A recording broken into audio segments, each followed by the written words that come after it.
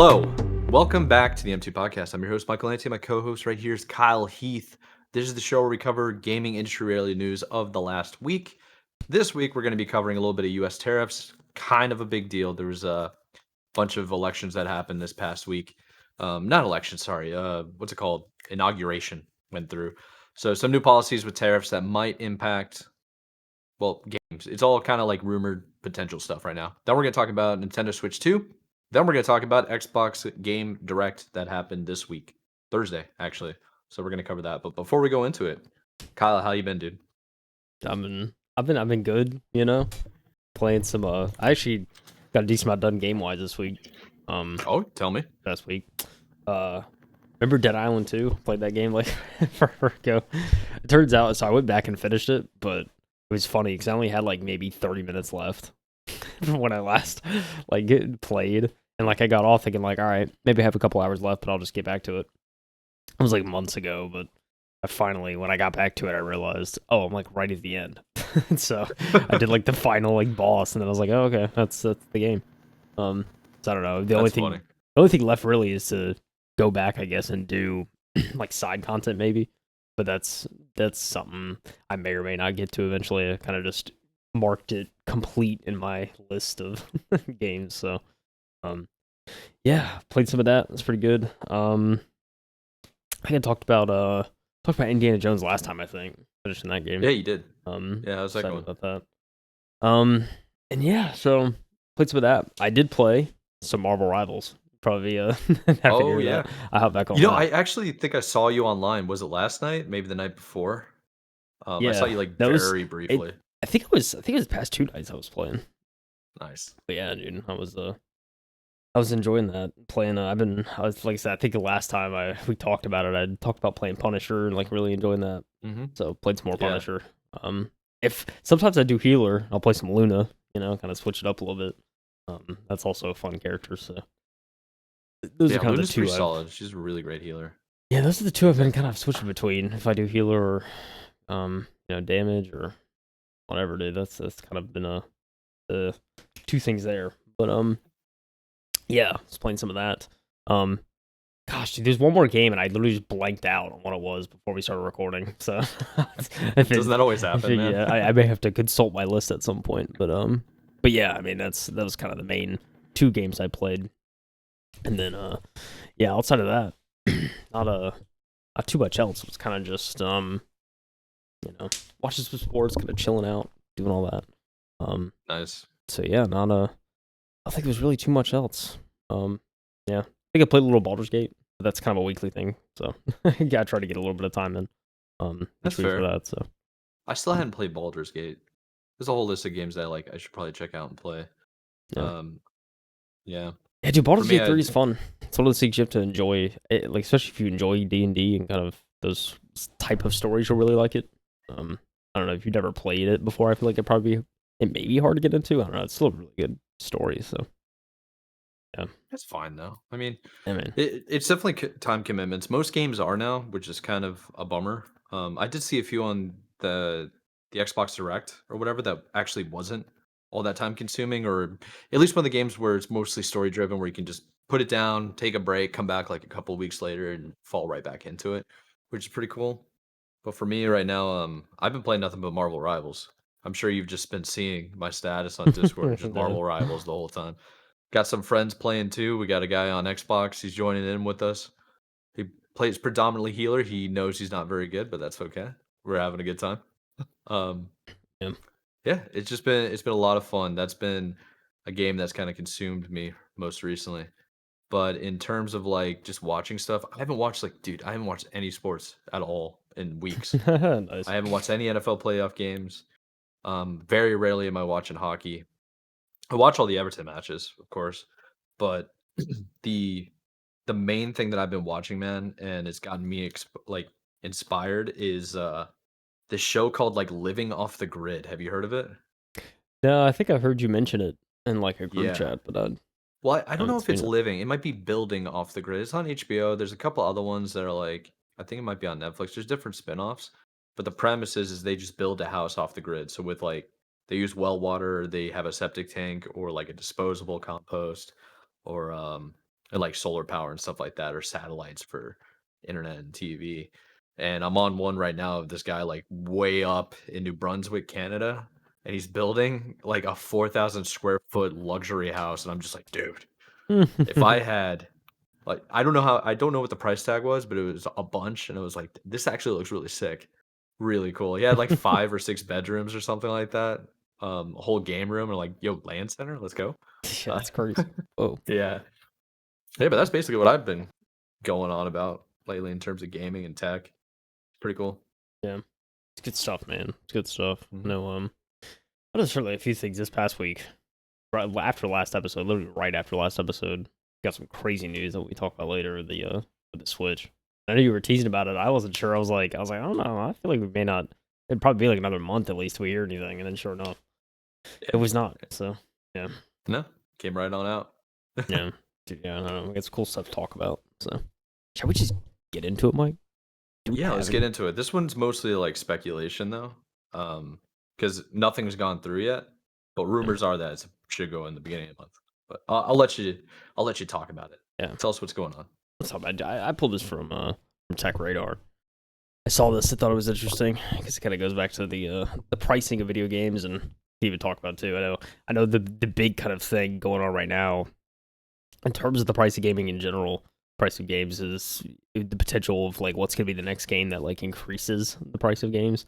Everyone's talking about GTA 6 is like the clear obvious front runner for that, and that like that's probably it could be a game that could actually like sell for 100. People would buy Oh yeah, it. I know I'd buy it. yeah, So yeah, I think there should be any game that increases that price, probably something like GTA. But anyways, this is this is unrelated to the actual game kind of economy. I feel like in terms of or actual game influencing what prices could be. So it's coming from Deshelle Wood over at Tech Radar. Potential U.S. tariffs could hike game prices and hurt physical releases. And the subheader is: Has the government declared war on games? I don't know, we're about to find out. So President Donald Trump has reaffirmed that his administration is looking at bringing a 25% tariffs on Canada and Mexico from February 1st. This would add additional tax to goods imported from those countries and could have serious ramifications on gamers, as explained by Matt Pasatella, the best way I could say it. I Executive think Director that's of right. Games at market research firm Circana. A significant proportion of the physical disc-based games released in the U.S. are manufactured in Mexico. A 25% tariff would increase the cost of bringing these games into the U.S. for sale, which is likely to be passed on to the consumer. Pasatella, Pasatella anticipates higher prices if the tariffs are brought in, with even digital games being hit as publishers try to maintain price parity across both versions. He also states the production infrastructure is unlikely to be moved to the U.S., citing the high cost of doing so and the lack of incentive to invest following a rapid decline of annual U.S. video game software sales since 2021. Despite a recent rise to a standard $70 rate, game prices have remained relatively constant and significantly below inflation for the past 2 decades. With game development costs ballooning, margins are tighter than ever, and the addition of tariffs could be the tipping point that sends prices spiraling upward. Could we begin to see games going for $90 or even $100 in the coming months? I'll have to wait and see, but some analysts already predict that the highly anticipated GTA 6 could be the first title to break the $70 barrier, and that's before even considering the potential impact of tariffs. Any rise in prices would likely harm physical release sales, which are already relatively low. That's the thing we've talked about too. Think about physical and kind of how physical is dying out anyway, and so it's Yeah, like, yeah, let's just make it harder to, or give more reasons for manufacturers to not do physical. It's kind of what I feel like this is. I don't know, Mike. What do you think about all this? You think we're going to see higher price games sooner than we think? I don't know about getting up to the point of like 90 or $100 in the coming months. Like within a handful of months, I don't see a reality where that's really going to happen. Just because it's becoming more and more common for people to be signed up for multiple subscription services, either through PlayStation, Nintendo, or Xbox. I think is the most successful one at doing it with the Game Pass. So the actual sales of games have been steadily declining. I think physical copies, nobody really makes them anymore. Usually due to what size constraints. Like you can't put the Call of Duty 250 gigabyte version on a CD, you know? Can't do it. It's just not possible. So they usually give you like the CDs now just seem like they're licenses to download the game Yeah. more than it is like a key to unlock. Which is really unfortunate, but this could impact this could still impact like development because of the computers and the technology that we need in order to make games. And if they start putting on tariffs for countries that make the raw materials that make computer parts, or tariffs on the actual finished product when they ship to the US, it's going to be passed down to the consumers, or it can be passed down because this is like a worldwide industry. Of course, we cover Ubisoft a bunch of times, and they have offices in Sweden and like Germany and stuff like they're all over the place. So it just we don't really know what's going to happen. I don't think. Um, but in terms of tariffs, it could definitely have an impact. It just it is a very much wait and see kind of speculation, I think. Yeah. Um, but they mentioned Grand Theft Auto 6 a couple of times, and I do think that Grand Theft Auto 6 is probably going to be over $70. Yeah. Unless it's on like Game Pass, which I kind of sort of expected to be on Game Pass or some type of deal to come out where it's on a subscription service, Yeah. you See, know? that's. I mean, I don't know. See, this is the thing would be with GTA 6. I honestly, I don't know if I necessarily agree that would be on a subscription service, at least on launch. I feel like it's one of Yeah, those games like Rockstar would just be like, I feel like it'd be kind of foolish for them to like put it on a subscription service because I mean, just the amount of money, the sheer like revenue they're gonna make just off selling it. I mean, it's a game. I mean, yeah, everyone's gonna buy, and it doesn't matter what price you put it. Like people are probably still gonna buy it no matter what. So they have a clear advantage in terms of just kind of doing their normal rollout, get it out on sure, yeah, disc, do it that way, and just sell as many copies as they can. I mean, it's the thing about GTA 6 too is it's like talked about. I think it's gonna push consoles too. Like people are gonna if you don't own a console, it's like you're not getting a PC release of that game probably within the first year of it, being out. So you're gonna yeah, have to true, play it on a console. So you're very not gonna have true, a choice but to get it on a console. And right now, I mean, the PS5 Pro is the latest and greatest console wise.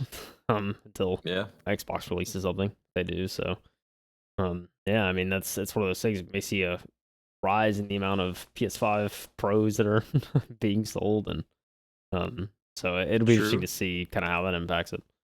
But yeah, I mean, I think, yeah, yeah, I don't know. I mean, I think too the rise of subscription services and stuff, like they mentioned in the article, the parity that developers will be selling games the same physical, they're gonna have to do the digital selling at the same rates. So, I think we'll see an increase no matter what. I feel like, unfortunately, for a lot of these. Um, but yeah, I mean, I think it's kind of just how it is. I mean, it's almost surprises me that we haven't seen an increase given the kind of how much the development of games has ballooned, and like the article mentions, yeah, how you're much right. money it does take and time it takes nowadays to actually make these AAA titles and kind of all that. I mean, it takes longer than it ever has. So I'm almost surprised it hasn't gone up to like 80 or 90 already, to be honest. But hey, man, video games have stayed strong somehow through all this. So I mean, it certainly doesn't surprise me that it'll go upwards. I'd be curious to see if this tariff stuff does go through, if that actually does immediately affect kind of the pricing of that. It makes sense that it could. Um, so it's one of those things I think, like you're saying, it's kind of just we don't know yet, but find out soon Yeah, enough, I'm because sure. yeah, that's just the truth of it. It's like if the tariff is targeting one or two aspects of the economy, like maybe the raw materials that are coming out of the US or that we're importing product, if it's only targeting one or two of those things, then who really knows? That's like macroeconomics level, anything can change. But if it's a blanket tariff, it's like, well, yeah, then it's gonna like a blanket tariff being covering every import from a particular country or countries, then it could definitely impact everybody. Yeah, And at that point, is it worth really mentioning like, oh yeah, the gaming price, like a video game price went up? It's like, well, so did everything else. You know, yeah, it just really comes down to the perspective of it and the rise. I do think going back to what you were saying about Grand Theft Auto 6, like they're gonna make money regardless, yes. But the people that are making the decision on what the price should be are incentivized to make as much money as possible because of like shareholder value, right? yeah. So Always. it's like if you're like the executive level, wouldn't you want to be like, oh, you know what, we could probably get away with $70. Yeah, let's do $70. and then do like $160 version for collector's edition. We'll give them a little plastic trophy that comes within a map. And after that, yeah, we'll make a subscription service. By the way, we'll sell campaign and multiplayer online separately. Like, there could be so many different ways. DLC could be day one and you need $30 to purchase it. Yeah. But I think the pushback on the prices is I've noticed gamers in general are pretty resilient when it comes to prices, and they're the quickest ones to go on Twitter and Reddit and I have a mean, huge storm and just yeah. complain. And also like review bomb the heck out of companies. So, I mean, yeah, you're not wrong. yeah. I mean, think about just in the last like what 10 years, if there was some type of controversy that somebody didn't like about a game and then it caught fire and then all of a sudden that game's dead on arrival just because of like maybe one or two perceived notions, regardless of whether or not it was justified, They could just kill a franchise. Yeah. And I find that pretty wild. But that's kind of what gamers do, I guess. I mean, yeah, that's true to a certain extent. I mean, look, yeah, but I mean, I agree. You gotta. I think as publishers and stuff, you gotta be careful. I mean, certainly gamers are the loudest of the bunch. You're saying where prices They're go up. definitely the loudest. Yeah. I mean, do I think it's actually going to stop the industry from eventually raising the prices? Probably not. No, It's still no. going to happen. But I mean, how I feel like, dude, I feel like video game. I'm talking on my butt here, okay? But this is a feeling. Maybe it's kind of a okay. joke. Minimum wage in the U.S. has been $7.25 since like 2009. I Ages. feel like video game prices have been $60 since like 2004. Yeah. And they finally went Yeah. up to 70 like a year ago, 2 years ago. Yeah. Maybe. And even then, it's like, I'm not paying for that. I don't pay, like, I think the most I paid for a video game recently, and I got all my money's worth, was Sparking Zero. That's fair. And Yeah. yeah, that game, you saw it, man. I grinded that game like 12-hour days. I had so much fun. Yeah. But yeah. I mean, yeah, it's a fair point. I think the last game I bought, I think maybe was Silent Hill 2. It was the last game I paid full price for. I think I was 70. Yeah, I mean, it's rare. Like for me, it's maybe I'm paying full price for a game maybe a few times a year, if that. Like it's pretty Yeah. rare for me. So I mean, either that I'm getting on a subscription service, or I'm getting it to a third party seller that runs deals on releases. I think a lot of people be amazed what you could find just off like websites, kind of like Green Man Gaming or yeah. kind of some other stuff yeah, where it's like they just kind of have discounted releases, So Yeah, I think you were the one that put me onto the websites online where they give you like promo codes and stuff like that. They always have sales. It's like yeah, a compilation website where they kind of like PC Part Picker, when you can go on that yeah. website, type in a GPU and it shows you that particular GPU and all the different Hey man, retailers in the lowest price. I could put people on right now, Mike. I'm pretty sure I know what you're talking about. I think it's called Yeah, what is it? GG.deals. I think it's the name of the site. Yes, I have a bookmark, that. dude. That's my like second bookmark in my browser. If I'm ever like wondering, is a game on sale? First site I go to. Yeah, dude, this site's Yeah. legendary.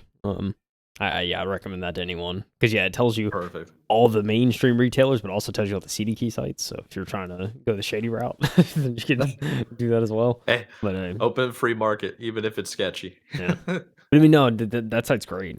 Yeah, and Cool. it'll tell you like when was the last time a game was on sale. So if it's been a while, it's Oh, like yeah, okay, perfect. new dead sale might come up.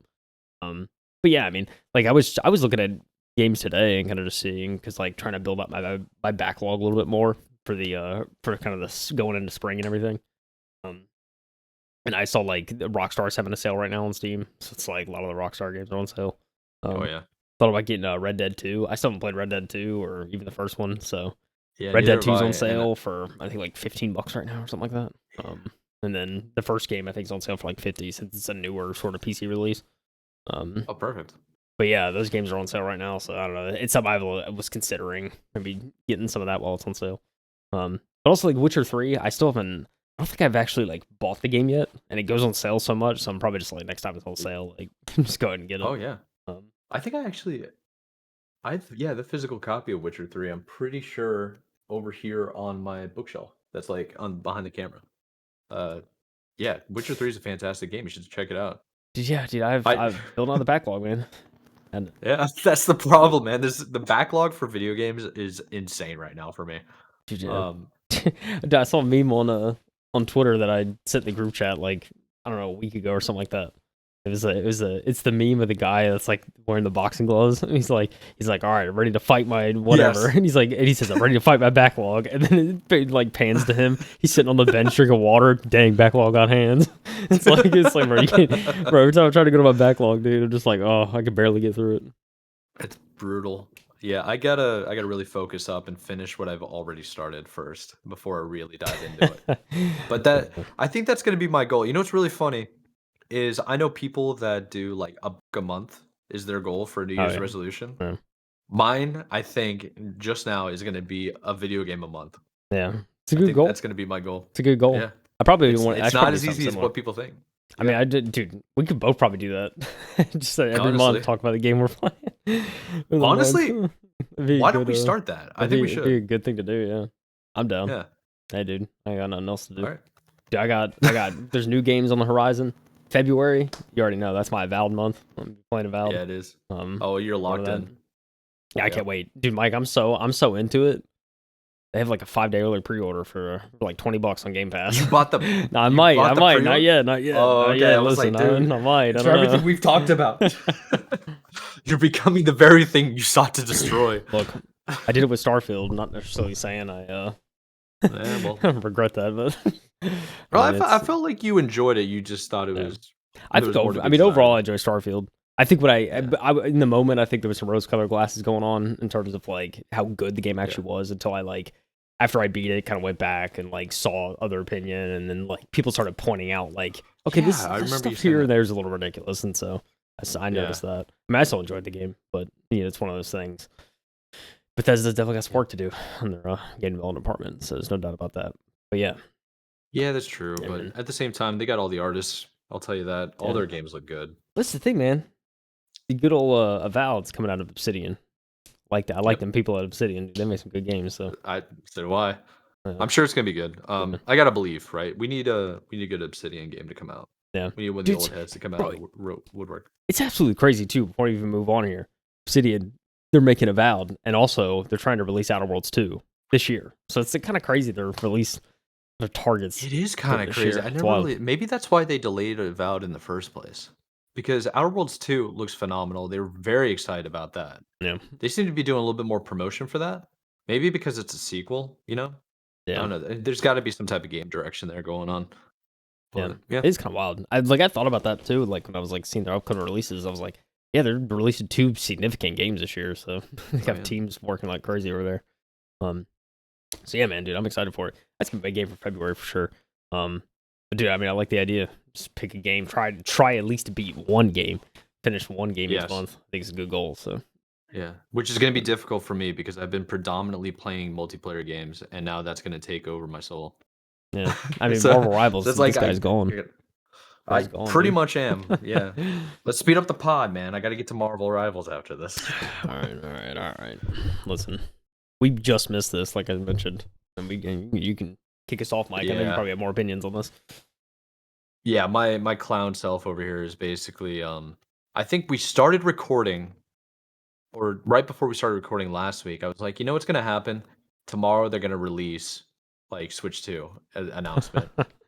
And then sure enough, I woke up, push notification to my phone, 8 o'clock sharp, and I linked it to you in the group chat. And I was like, of course, 8 o'clock, next day after we finish recording, announcement for the Switch 2. So there's a bunch of stuff going on with the Switch 2. It's kind of like, it's the most leaked console probably of like, definitely Nintendo's history, I think. Yeah, it's probably fair. Yeah, it's just all, it's bigger, brighter, cooler, more features, more modern, I think would be the correct way to say it.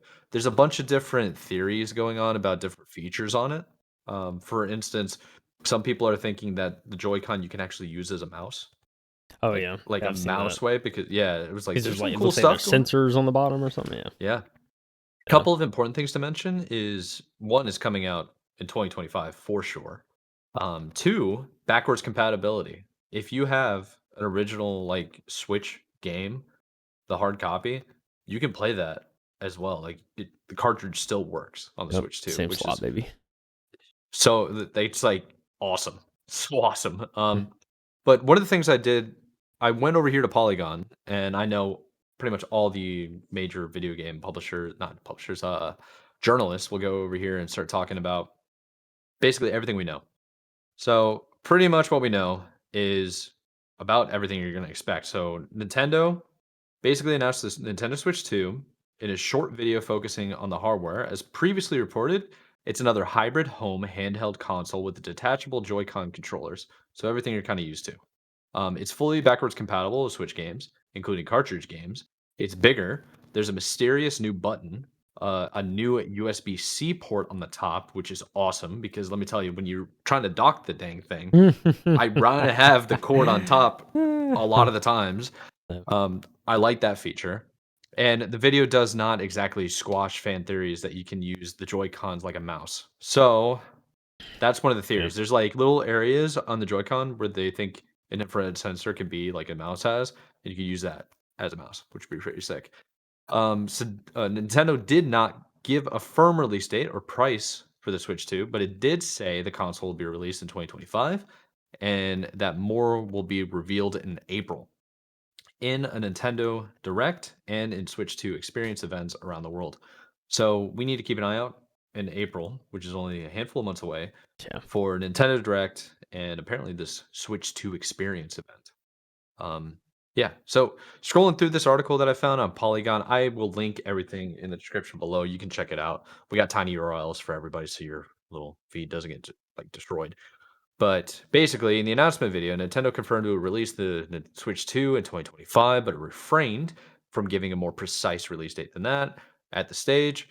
All we know for sure is that we'll be playing Switch 2 before the year is up. However, there's been strong indications that the wait won't be too long.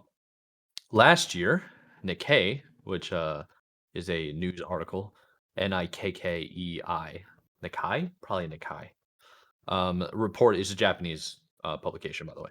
Nikkei reported Nintendo was targeting March 2025 in an effort to avoid hardware shortages and ensure a strong lineup of games, but noted a slip beyond March was possible. That's clearly not happening, but a launch within the following spring or summer months seems plausible.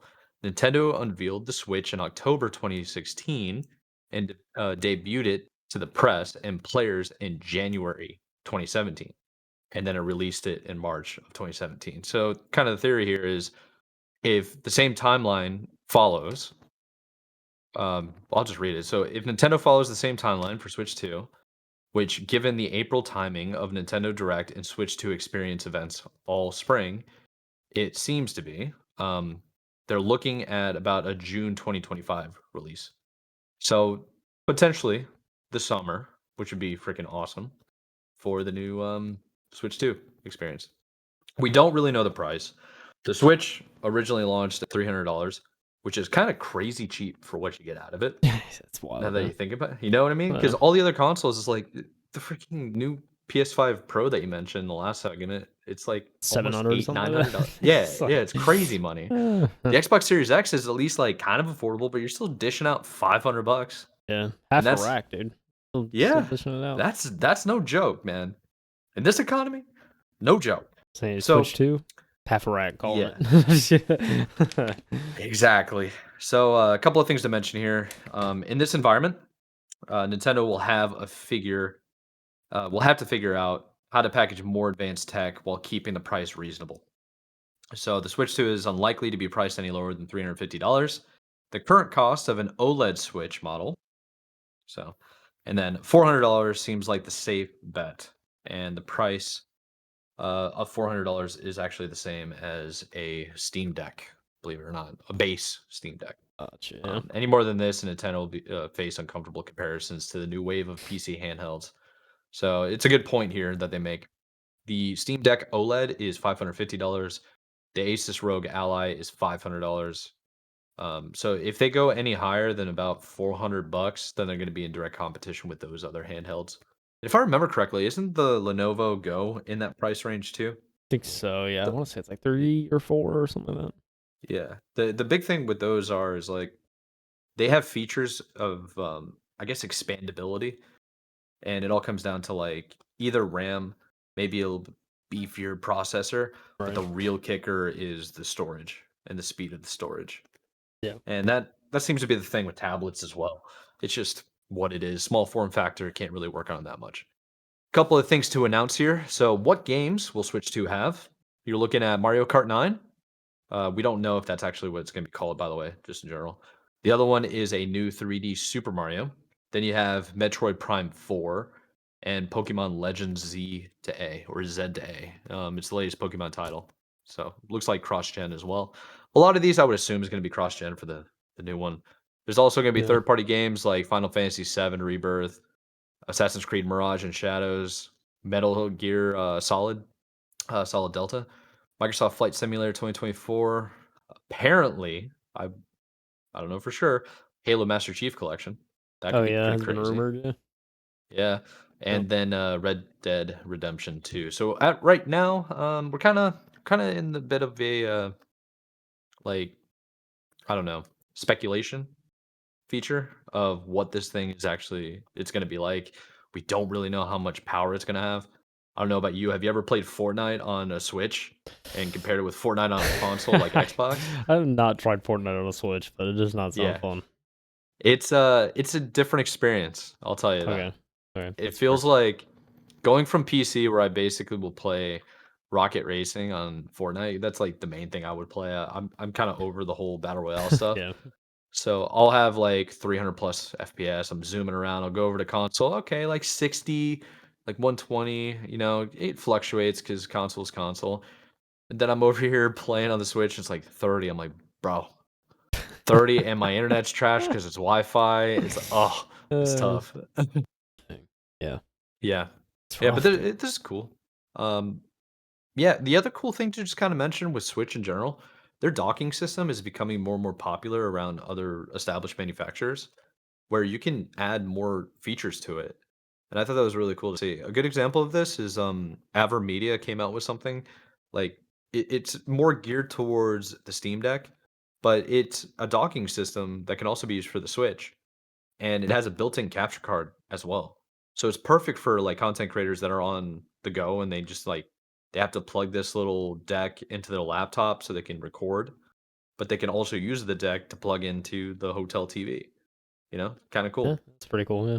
Yeah. Yeah, a bunch of different features out there, and it's becoming more and more common because honestly, when the Switch came out, I felt like there was no tablets or like handheld gaming at all back in 2017, and now everybody's getting one. Even PlayStation Yeah. did their software update to make it so their handheld was Yeah, it a little works. bit more like a Yeah. tablet. Yeah, So it just works over Wi-Fi. Yeah. yeah, Yeah, it's pretty crazy. I mean, dude, I will say I think I like how clean the Switch 2 looks. I think it looks really yeah, good. Um, it does. yeah, from a kind of design standpoint, I really like it. Um, I think I just think the bigger form factor in general is a plus. I mean, for someone like me that, you know, it has, medium to kind of larger hands and fingers, Hmm. I think it'd be helpful to have that. Same. I think it'll hopefully be more comfortable in that way. I think the quality of life thing with USB-C, you just have both ends. It's so nice because like all the accessories now, if you have some sort of USB-C accessory, you're not plugging it into a dock. Probably makes more sense to go with the slot up top. I think it's just Yeah, a way better experience. Looks like the stand's a lot better too, like the actual stand for dude. the for Yeah, the it actually screen. looks real, like Yeah, a real stand. yeah. I am a huge fan of just kind of like slotting in the Joy Cons as opposed to sliding them, just kind of Yeah, sticking them in.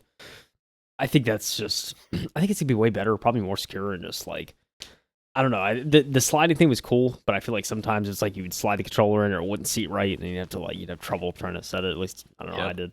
Um, so I think having the ability to just like stick it in the sides of the actual console as opposed to sliding, I think just it's gonna be probably overall just a better experience.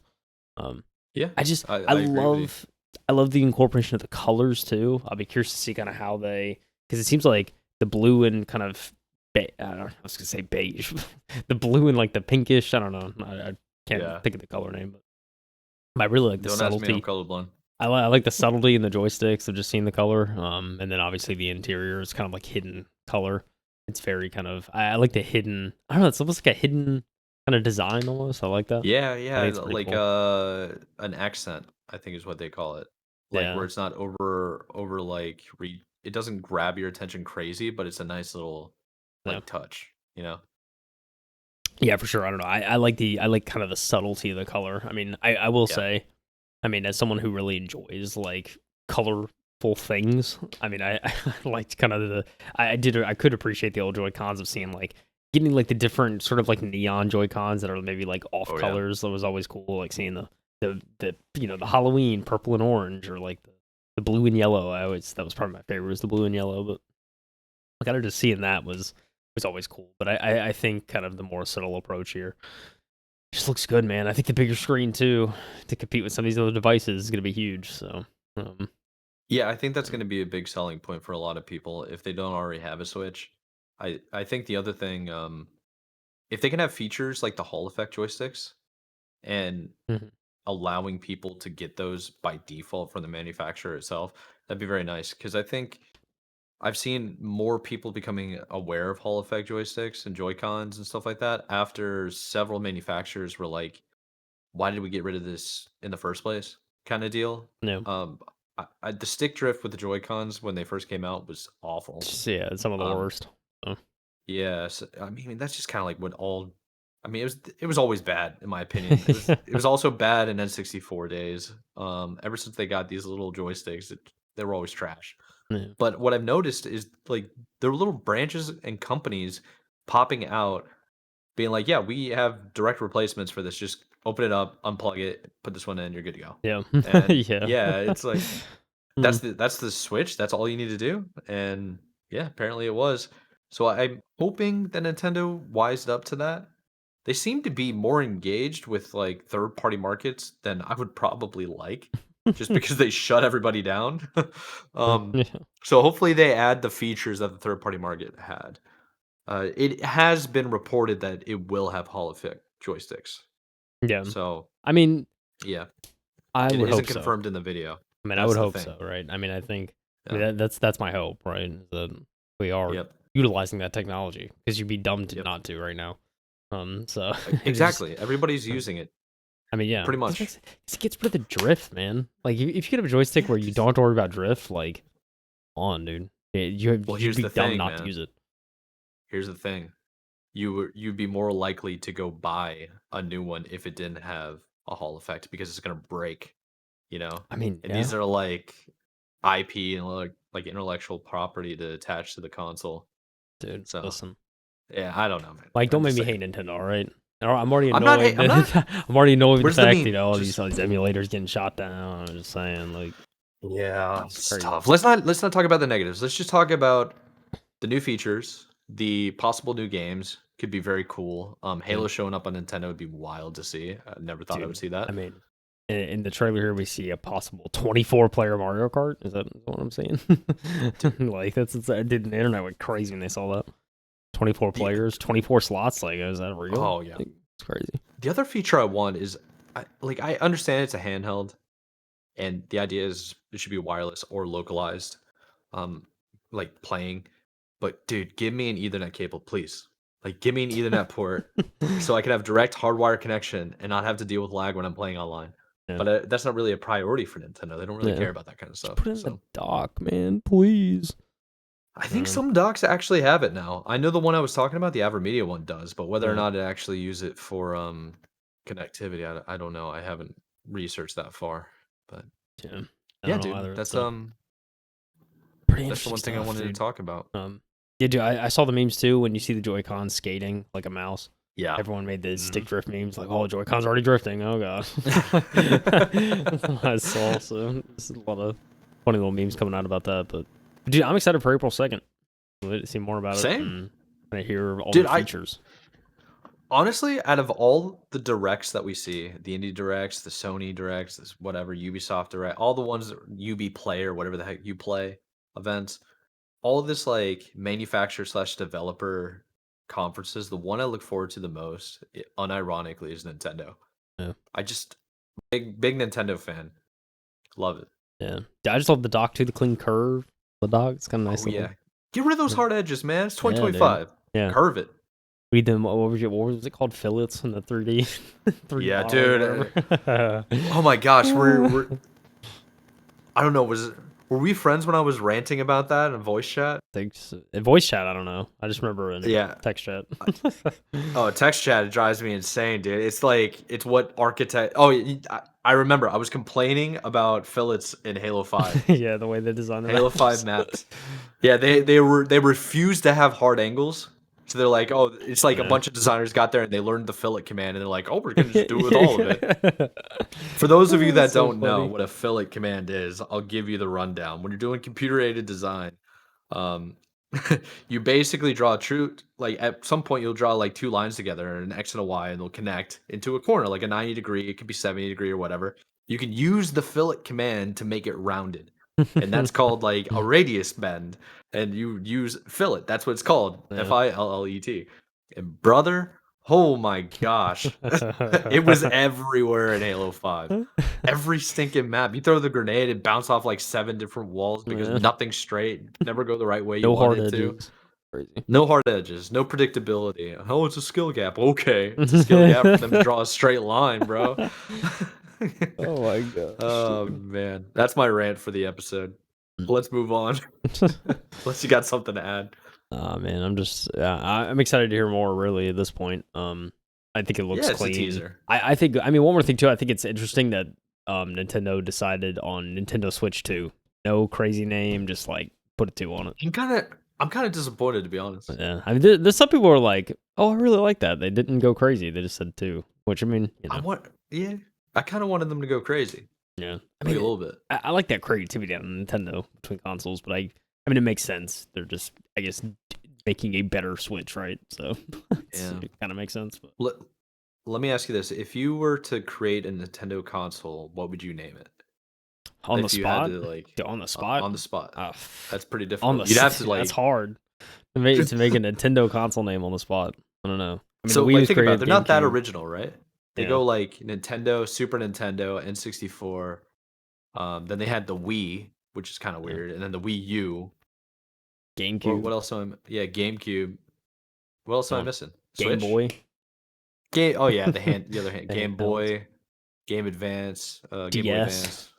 DSi. Yeah, it was. DS. 2DS. I It's don't know kinda what I would crazy. do. Yeah. I would just give it a bunch of abbreviations. Oh yeah. The Nintendo Shark.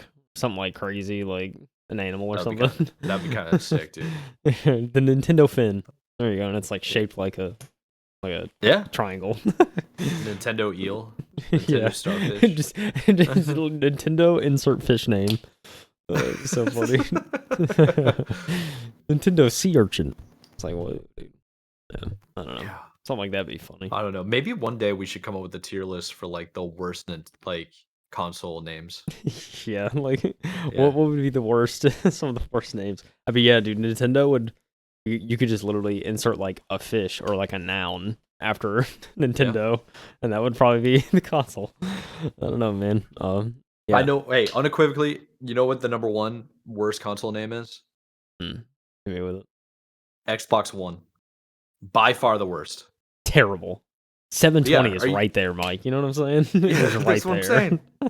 saying. It not just that, but it's like when I'm like trying to do research on the original Xbox, and I Yeah, type in Xbox One or just Xbox not- One always shows up. it's not the original Xbox. It's not the original.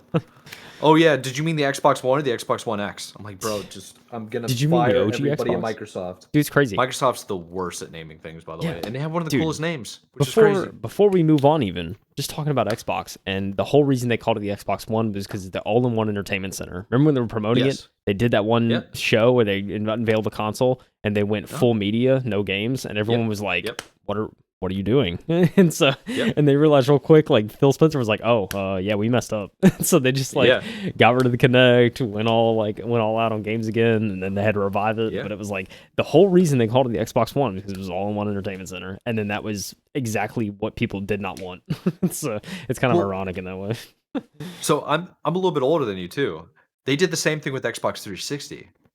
They Yeah. called it the 360 because the games and everything around you had a 360 Okay, I like that. degrees around you. That's why they called it the Xbox 360. Yeah. And then they did the same branding with the Xbox One. It's Except like, this time they were maybe like, this time. we're always online. We're gonna integrate a cable network into so you can DRM? plug your cable, but yeah, Get screwed. all that. Yeah, Yeah, dude. Yeah. better Wait, plug dude, that Connect in, boy. yeah, this satellite box. You could put your TV satellite box and put it in the Xbox, Oh so you yeah, can watch TV on there your was a Xbox. pass through. Yeah, Like it's insane. That's Like- all it was too. A pass through. yeah, like It's like why, people were dude? plugging the 360 into the Xbox One, firing up. It's Yes. it's ridiculous, dude. And you're firing up both consoles, and it's crazy. Yeah, it's so silly. I might want to give like an example of that, to be honest. Yeah, I dude. I actually still boxed mine up because the power brick exploded. I got the VCR GG. Xbox One right at my feet. It's just it's been sitting here, bro. I haven't turned that thing on in like a year. It's crazy. It's just sitting. I got an Xbox 360 right there. It's just chilling. I have 360 in the, have, yeah, entertainment center living room. I got a GameCube, a Wii 360, all hooked up. Do you think we're hoarders? We might be. I mean, I don't know. If I collected Borderline, like this thing, like video game wise, sure. I mean, I don't even have that much either. I just have like two, 1.5 shelves. Those are all games? Yeah, like these are all Dude, games. that's so funny. Over I thought those here, were I have a books smaller for shelf. years. That's, I mean, so these are books. That's okay. games, and then I have another shelf in the corner where this sign's on. That's Yeah. all. That's like a shelf and a half of games, like Wii, GameCube, all that on that shelf. That's crazy. So it's like all my hardware, all my games are just I actually put them out like a year ago. So I'm thinking about too. Like you can't see it, but I basically right over here I have Xbox 360 games. I have some PC games, like the actual PC discs. They're that's old. crazy. It's crazy. Yeah, that's wild behavior. It's Assassin's Creed, the first one, Nice. Battlefield 4, Star Wars Jedi Outcast, and then like MATLAB and WebRoot security software. And I have original Xbox games over there, Wii games, GameCube games. I also in the other room I have like a whole bunch of N64 games. Yeah, it's far. Yeah. Next time you come to town for maybe a concert or something, pull through. Let's go. Yeah, dude, I gotta see it all. Yeah. But dude, yeah, it's so funny you mentioned the PC discs. I totally forgot it was a thing. Lost era. Oh, yeah. Where PC games were Oh on yeah, dude, discs. check it out, bro. Like, Here you dude, go. it's For the people that insane. are watching, Dude, that's insane. Yeah, the PC Yeah. CD-ROM. There it is. Dude, that's insane. this logo actually super sick, by the way. Yeah, that sure is a really sick logo. Dude, it's Yeah. insane to me. Just that there we're in all digital now. It's lost. Oh, man, lost this is era. dusty. Sorry, guys. Lost That just shows, yeah. To be fair, I have animals in the house, and we have to sweep like 3 freaking times. Oh yeah, dude, So trust me. I have to replace the air filter in my forget. AC Yeah. at least every other month. Like it's insane. Oh, It thanks gets for so reminding me. bad That's so what we got to fast. do tomorrow. Yeah, I literally have just- a reminder that I set every other month. I'm like, all right, time to replace filter because it just gets bad. Honestly, that's genius. I have reminders for all the chores in the house, and Yeah. that's the one thing I don't. Yeah. Yeah, dude. All Yeah, right, dude. Let me make a personal One note thing. to One thing I myself. started doing like a year ago changed my life. Reminders for almost everything on my reminders app on my phone. It's helped me tremendously. Honestly, Google Calendar it's nice. Dude. crushes it. It's nice. dude. Right? Yeah, you use Google Calendar? I think you do, right? Nah. I mean, if for Use something reminders, comparable. Yeah. and stuff, I use Apple's just reminder app Okay. because I have yeah. a iPhone. But yeah, Yeah, essentially the reoccurring same every yeah. All right, we're kind of going way off It's crazy, the dude. rails over here. we got to talk about it. But we do have to talk about stuff. this, and I'm very excited. I'm curious. Did you want me to send you the link of?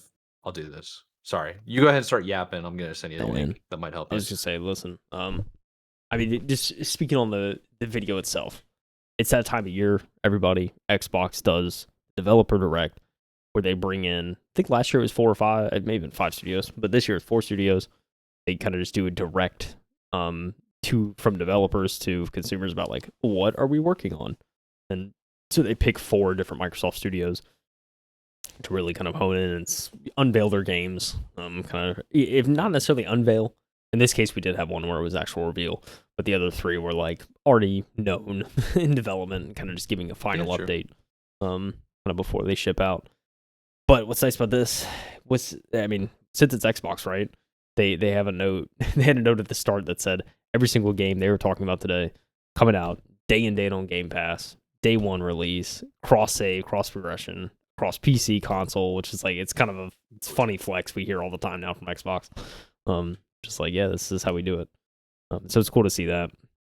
But yeah, dude, we have 4 for developers, Team Ninja started off. There was a whole thing kind of leading up to this where there was one release or one game that we didn't know about that was a total mystery. And I thought going into this, I was like, okay, we'll probably hear that at the end. That'll be the last thing. But no, dude, Xbox right from the jump says first thing we're going to talk about the game. A lot lately. We're going to talk about the thing that is the mystery that no one knows about. Team Ninja unveiled that Ninja Gaiden is in fact back, and so Ninja Gaiden 4 is on the way. And I have to say, like, I mean, I'm not a huge Ninja Gaiden guy, but game graphically looks insane, dude, and the combat looks insane. Have you ever had the opportunity to play any Ninja Gaiden before? I've only seen videos, and that's it. Oh wow, that's kind of a shame, dude. Because I mean, I used to play it on the Xbox a lot, and my buddy had it on PlayStation. Was it on? I think it was on PlayStation. I might have that mixed up, but I know for a fact I played it on Xbox a bunch. It's releasing on PlayStation. This one. Yeah, yeah. This one's going to be on PS5, Windows, and Xbox, which is pretty sick. Game Pass is a big one for me, since I'm paying for that. But it's fun, dude. It's a good like hack and slash, and the stories are pretty solid. Yeah. It's just this one looks a little bit more modern, I think. Like the signature running on the walls, ninja style. Yeah. The rail grinding. Awesome. I love that. The rail grinding, bro. It throws me back from like early Sonic Heroes. Yeah, Sonic days. So cool. Yeah. It's awesome. Very cool. Yeah, dude. But dude, yeah, it looks really good. And I know there's a lot of Ninja Gaiden fans out there. I was seeing in chats too from like live streams and everything. Like people going crazy, like, dude, what? Like Ninja Gaiden 4? It's insane. Oh, yeah. So there's a lot of people that are super hyped just from the looks of it. But dude, yeah, it's Game Pass. Probably why not check it out? You know what I'm saying? Exactly. We have Game Pass. Why not check it out? So yeah, I'll definitely be giving this a try, I think. But yeah, dude, I mean, combat wise looks crazy. Graphically insane.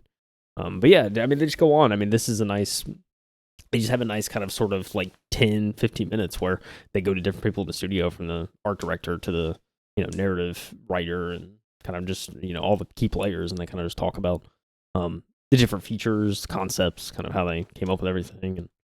And it's cool to see, and, obviously seeing kind of, developers from around the world. It's always cool to see. You get Europe, Asia, it's obviously the Asia developer. So it's kind of cool to see the different cultures there and stuff like that. So, yeah, it's just all around pretty exciting stuff. At the very sort of end, they hit us with one more thing, Mike. Before we moved on to the next next thing, they come back and say they have one more thing, and they this is the thing when they did the one more thing, I was like, in the back of my mind watching this, I'm like, this is gonna be something they're announcing that's coming out today. I could just feel it. Like this is gonna be something that they're gonna unveil stuff and be like, you could play it right now. So that's kind of I feel like it's pretty common now. But sure enough, Ninja Gaiden 2, they actually remastered Ninja Gaiden 2 Black. That is coming out. Well, it's available right now on Game Pass. I actually checked too after the showcase. And I was like, oh, sure enough, yeah, it's available to play. So yeah, you can play kind of the remastered Ninja Gaiden 2 right now on Game Pass. So yeah, that's pretty cool. That's something I might check out. It looked, I mean, because like just seeing the graphics in that too, and kind of remaking it in Unreal Engine 5 and kind of seeing how that looks, it's absolutely wild. And the fact that it's just like available today to play. And I mean, Ninja Gaiden 4 is slated to come out in the fall, so it kind of gives you, and they even mentioned in the unveiling, they're like, this gives you something to play until Ninja Gaiden 4 comes out. So I thought that was pretty neat. But it's so sick. Yeah, I'm kind of a big fan of like Ninja Gaiden.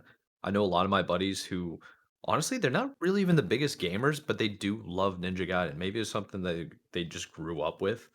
But it's a fun, good game. I don't know how. I feel like Ninja Gaiden is just quintessentially just like it's an awesome video game in general, and everybody needs to at least give it a shot. Yeah, a lot of history for sure. Yeah. But hey, dude, Xbox Game Studios publishing it, baby. You can wishlist it. Yeah. It's cool to see Ninja Gaiden 4. So you see Compulsion Games working on the next title that's unveiled, and this is actually what I've been like kind of following a little bit closely since it was unveiled last year of kind of what's going on. So yeah, South of Midnight is the name of it. It's kind of a very it's got a very interesting sort of. First of all, I love the art style. The art style is very very unique, almost kind of stop motion-y in a way, which I kind of like. I think what remind me of is a little bit like Walking Dead, a little bit. A little bit, yeah. Remember the Walking Dead series? That Little Nightmares, I've been seeing a lot of comparisons. Very similar. Yeah, good point. So kind of like that sort of stop motion-y sort of kind of animation. I think the monsters look crazy. I think that's kind of Dude, like I see that and I'm just like, whoa, like that's probably the most intriguing thing to me is like just the creativity they have. Some of the mobs and everything look pretty insane. But it looks horrific, and it's all based on what they call like Gothic Southern or Southern Gothic yeah, I think that was adventure, the what they were calling it. and it's like I think they said like from the deep south, it's like folklore and stuff, which is Yeah, pretty crazy. And you're yeah, kind of like it, you kind of come off the vibe as being a mage, you know? yeah, yeah. No, you kind of see some of the kind of magic Yeah, like stuff, the yeah, weaving. a little bit of like voodoo kind of stuff going on or something. It's very interesting. But the whole premise is you're healing demons or monsters or whatever creatures they are Yeah, and turning them back to like I guess be pure, right? yeah. I think it was kind of the concept. You get the ability to see the history with the things you face and kind of mend and meld kind of this world Oh um yeah. back to good. But yeah, it also reminds me too, like when I've seen some of the animations, I thought about Spider-Verse too. I don't know if you've seen the Spider-Verse Yeah. movies. They're kind of Good similar in point. that Yeah. way. Um, but yeah, dude, I don't know. I mean, I think monster wise, it looks pretty insane. And dude, yeah, I don't know. Ever since I've seen kind of the trailers and stuff, I'm like, all right, definitely worth checking out. I think, dude, April 8th, I think was the release on this. It's like right around the Yeah, corner, April man. 8th of this year. Yeah, we're really close. Yeah, the combat looks pretty sick. It looks like it's come from a pretty interesting studio. The art style is amazing, man. And I don't know, it looks very intriguing. This could be a game worthwhile to check out, you know? It's definitely something I check out for sure. Um, give it a go. Maybe my April game, one of my April games. We'll see. But um, yeah, dude, it's cool to see kind of spring releases. Got me excited. Something to Yeah, look forward to dude. in the spring months. So it's always good to see from the industry get some nice kind of spring, maybe even early summer releases. Kind of rare, I know, but Yeah, it is. Yeah. that's what we're starting to see. I It's looking think. pretty good. Honestly, before we go any further, it feels as though the the direct itself has a dark tone of a lot of stuff that's been going on. So we're gonna go into what I'm talking about a little bit later because we only really talked about three. But Ninja Gaiden's kind of a dark tone, like almost cyberpunk esque, dark, like underground kind of stuff. Same thing with Ninja Gaiden Wolf 4, the new one, and then 2 Black. I mean, it's called Ninja Gaiden Black. And then there's also South of Midnight, and that's like a monster game Yeah, with it's very just like dark yeah. undertones, monsters. It's like Yeah. very cool. Then the next one that's coming out, and I'll let you like jump to it, Oh man. but it is Claire Obscure Expedition 33, Oh yeah.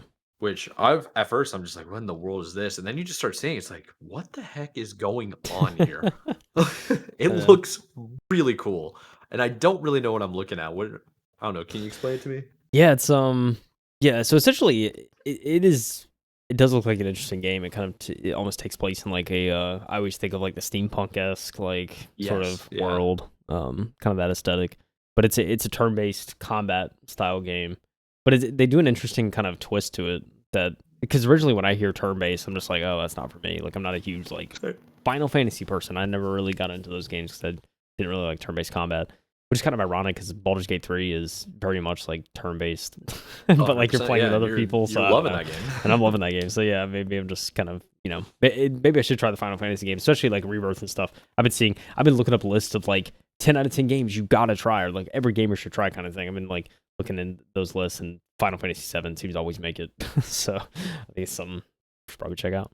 Yeah. Anyways, but yeah, I mean, Expedition 33, it's kind of like it's the turn-based combat, but they implement sort of like quick time events, or almost like kind of I see like yeah, like QT, like quick time events, kind of how I think of it. They call it like I think a real time sort of event. They have a different way of saying it, but I mean, I call it quick time events, and that's not to say like because there's older games too that did those in cutscenes, and those were always like annoying to me because it's like I just want to watch the cutscene. I don't want to be like interacting randomly throughout Yeah. and having to press buttons. It's much different than that because like you're actually in combat, so like you're expecting some interaction. But I think it's also it's a nice iteration on turn based because it gives you kind of extra things you can do to try and land your attacks better or kind of get more out of what you're doing, which I think is pretty intriguing. So I think seeing that was interesting. I think story wise, you could tell they said they've been working on this game for over 4 years, and they kind of went back and forth with some of the story beats, and so seems like they put a lot of thought into that side of it. It does, yeah. And so I don't know, man. It looks very fascinating. It's one of those games I see. Like I think it's definitely gonna be on my list of games to try this year. For me for sure. Just because, like I said, I never was huge on turn-based combat, but I think kind of the way they're doing it, it seems different and seems like kind of something that I would be into. So, I don't know. Seeing the story, seeing graphics, everything looks great. So anyway, I just love it. I love seeing too. Like one thing about these developer directs is seeing the actual studios, like seeing the environments and stuff. And like see this studio in France, it's such a weird like you look at kind of see their studio. It's a very kind of older style like French architecture, and it's like whoa, like you make a game in there, it's like it's just different, man. And so just seeing that, it's almost like I'd love to work in an office like that. It looks different. Dude, that's like a perfect thing to say because what I've been trying to convey is just how artistic making video games is, and like the product of video games is a piece of art. So what you're saying there, it's like if you're in that space, it's gotta influence you. Yeah, it's gonna Or breathe. like inspire you to do certain things a certain way. Yeah, You know? I feel like sure. the French one is a little bit different because it's Europe. We're a little bit more accustomed to it and understanding more. But something like the Japanese games, where their culture is really different Yeah, compared to like American, Canadian stuff like that. It's very, very interesting what they can come up with. So it's every culture has their like own little nuances, and I think it can really permeate into art. And yeah, I think it does. It's pretty cool to see. Like just going off of that, I totally agree with you. Being able to see the actual developers in their office where they work, it's pretty cool. It's like yeah. it's kind of like behind the scenes when you get to use like I don't know about you, but I used to watch music videos of like behind the scenes or behind the music, Dude, and then they yeah. I'm so into love that it, stuff. love I'm it. like, I'm with you, dude. I'm so into that stuff. Yeah. I mean, look at this guy. He looks like he's outside of his house just chilling. But he's talking Yeah, about how this is a really cool style on a yeah. game. I mean, yeah, just see this, like, I don't know, seeing all this is interesting, I think, too. And seeing, like, the South of Midnight, seeing their studio, it's kind of a Yeah. very, very interesting aesthetic. I think, I mean, every time you see game studios, it's like there's always some, like, it's always just weird and just not what you expect, but in, like, a good way Oh, most yeah. of the time. So, Yeah. and just, like, seeing, like, in the last direct, when Aura, History Untold, and kind of seeing that smaller studio, they were very much, it almost looked like they were in, like, I don't know, like a condo or something. It's like it was very kind Yeah. of small and but I mean just the weird stuff they had. They had a little like bike. There's people just like riding little bikes in the office. I don't know, dude. It's just it's weird to see kind of the studios and their different sort of things. But you see like the bigger studios, whether it's like Sony Santa Monica or Naughty Dog, where it's like this huge, almost like kind of open space type deal. And so you just see all these like cubicles and stuff, but it's very kind of just it's a huge tall building and all that. It's just it's weird to see kind of the differences between studios and everything, but they all have their own thing. I think the coolest thing too is like those bigger AAA studios. They oftentimes have like they'll have people make these giant life-size 3D representations of characters in games they've made. So you see like so cool. God of War, you see Kratos in the front office, or like I mean I don't know. It's in like Naughty Dog, you see Nathan Drake, and you know Last of Us, you see Joel and stuff. I don't know. That stuff's kind of cool too. Just making the studio their own. Now I don't know what they have over at Epic Games anymore, but when one of my friends, so like Epic Games is in Raleigh. I went to high school in Raleigh. Yeah. One of my close friends from high school, his sister went to interview at Epic Games to be like a receptionist. She doesn't know a lick about video games like at all, right? Nice. She said, I remember this. This is back in like, dude, this had to be 2013, 2014, back when they made Gears of War, predominantly their franchise, right? They had the Gears of War team. What was his name? Oh, dude, they had Marcus, dude. Giant Marcus. they had a giant Marcus, and then I think the other guy was Jax, right? I think so. Wasn't there a character in? I'm trying to remember the other character's name. Oh, dude, it's been a while since I played Gears of War. Shout out, by the way, new Gears of War should be coming out this year. If I remember correctly. Oh yeah. What's it? Arrival Day? No, something day. Oh my gosh. It's when they sprout out of the ground. Yeah. They call it Reclamation Day. I don't know what it's called. No, here we got to figure this out because if anybody's listening, they're screaming at us. Gears of War, new game. E-Day. E-Day. Emergence Day. Emergence. I think that's what it's called. Yeah, Emergence Day. Holy crap! Now I got to figure out who the E-Day. main characters are. Gears of War main characters. Because Marcus is one of them. I thought Jax was the other. I might have it mixed Might be up. right. I can't remember Damon's the one other of them. Augustus Cole goes by Cole was one of them. Is Jax in there? Let me see. Jack. Just Jack. Damn it. I'm wrong. No, That's dude. that's a computer character. That's a like a robot character. He is like a companion. That's my bad. Hmm. Uh, it was Unbelievable, Jack, and he Mike. was in the first one, and he sacrificed himself to use the Hammer of Dawn to destroy the Kraken besieging the city. That's why I remember him. My bad.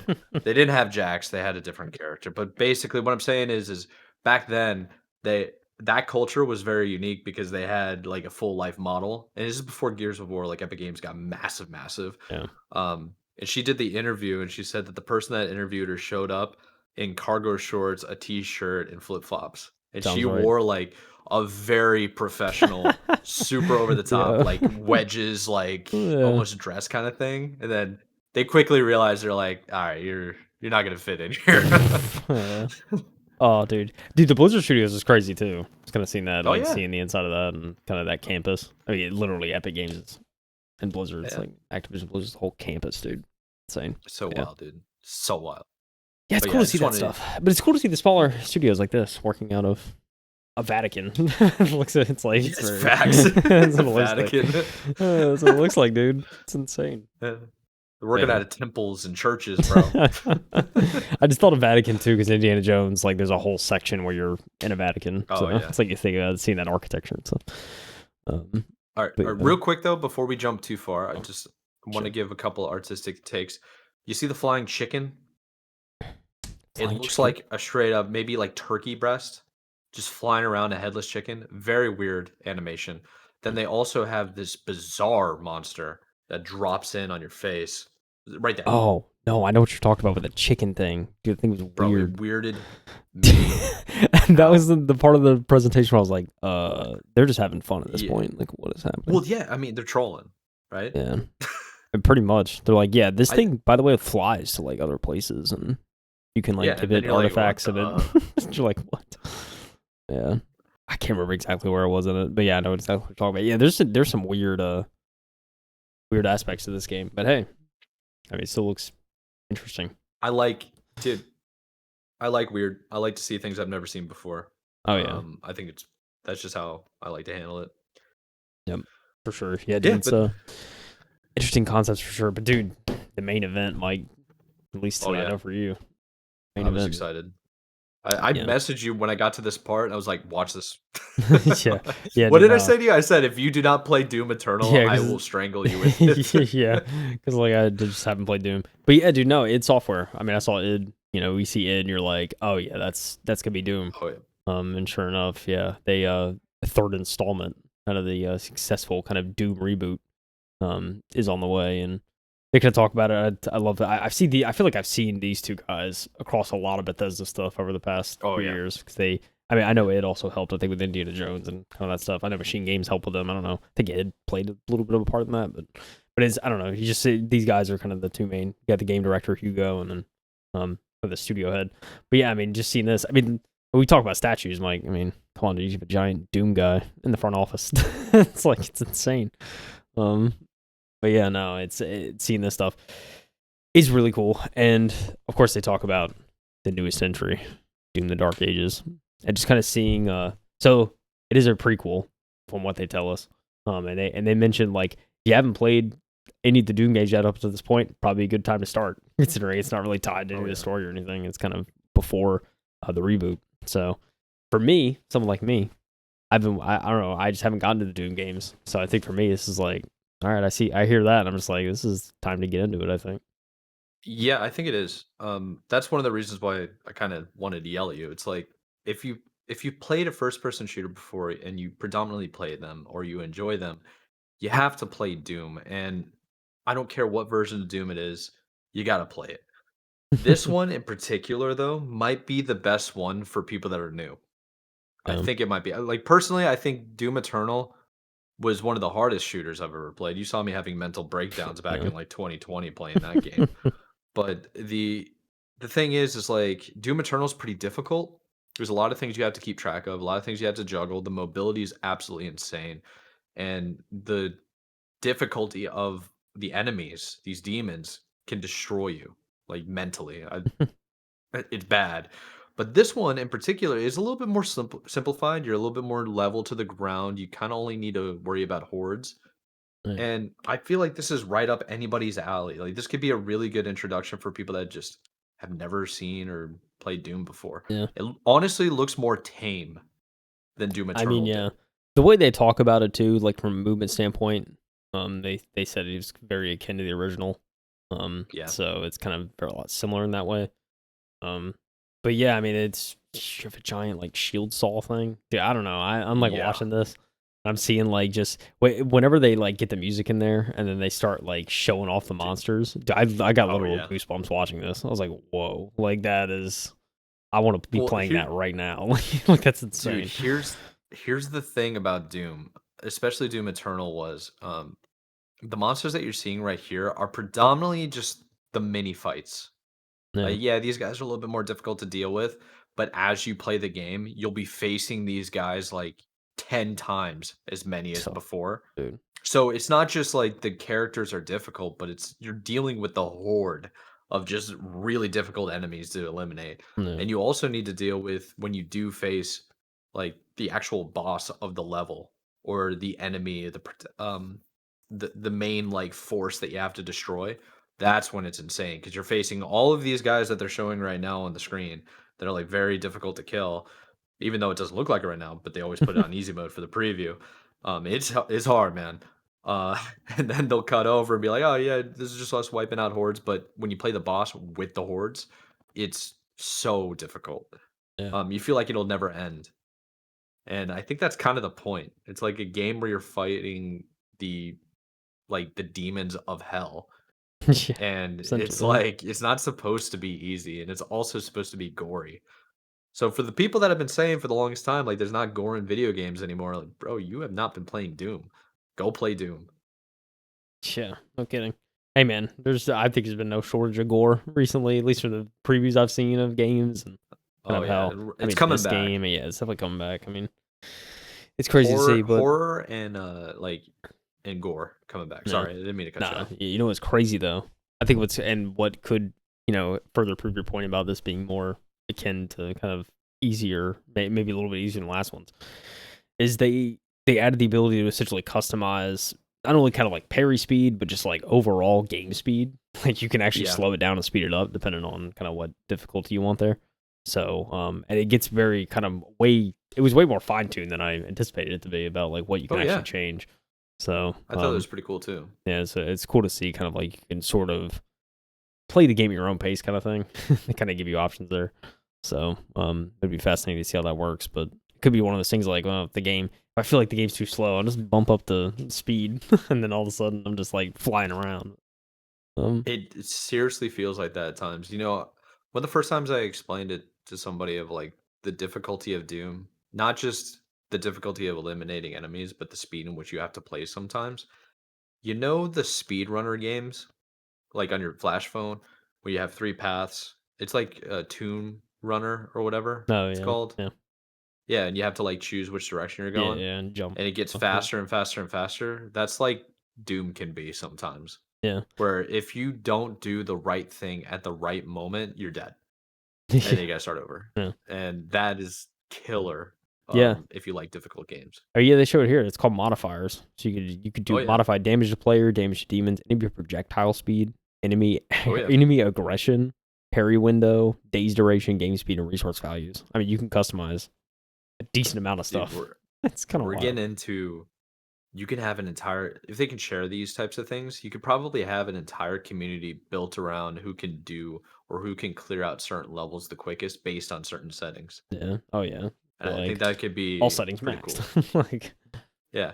Like, your enemies are super fast, you're super slow, projectile super yeah. fast, like, Yeah, I know. It'd be relentless, like and this is really cool. This is, dude, shoot off the mech. You're in like a giant yeah, you mech jump in a suit, dude. mech, dude. It's crazy. Yeah. Flying around, dude. It seems like there's a lot more different things you can do in this game compared to last There Dooms. is. from the looks of it. Yeah. Like you're flying around, you're in a mech suit, like it's insane. Yeah, You're this has been fighting the progression demons. of Doom. These giant. See, this is where I started getting goosebumps because like the music's playing, and then I see this, I'm Oh, like, yeah. whoa, dude! Like you pulling out miniguns, fighting these giant things. Like this looks insane. It's a mini big gun. Yeah, dude. It's yeah, the biggest minigun ever. Dude, Yeah, but it's like man. just seeing that. It's like, whoa, dude. I finally gotta play these games this year. That's what I gotta do. Yes, you do. Doom Eternal is on Game Pass, Yeah. like right now. So I'm Doom play 2016 it. as well. I think. Pretty sure I Yeah.